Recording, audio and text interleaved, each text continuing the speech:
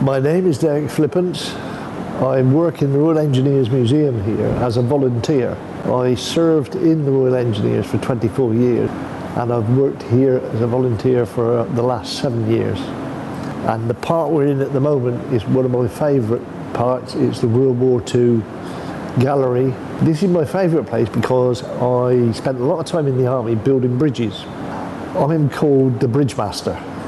We have now opened up a bridge study centre because one of the main tasks in the engineers has always been to keep the army on the move, and to keep the army on the move you need bridges.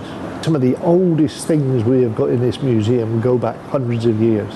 This map was made by, supposedly made by General Gordon when he was in charge of the Emperor's forces in China. You see some red fingerprints, and it's supposedly that those fingerprints were made by Gordon when he cut his finger on the edge of the map. We've recently had a V2 rocket brought in.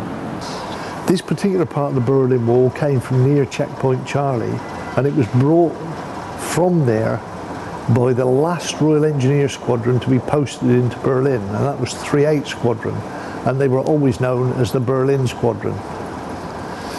When the wall came down, they rescued these 3 parts and they were brought back to the museum. They are original from when the wall was there. When Berlin was divided, it was just a wire fence. And then the East German engineers built the wall up. The first time I saw the wall was about 1964, and it was half this size. It was just concrete blocks laid one on top of another. Eventually they changed all that and they put this monster there. The link between the museum and the dockyard goes back hundreds of years, because parts of some of the buildings down the dockyard were actually designed by Royal Engineers.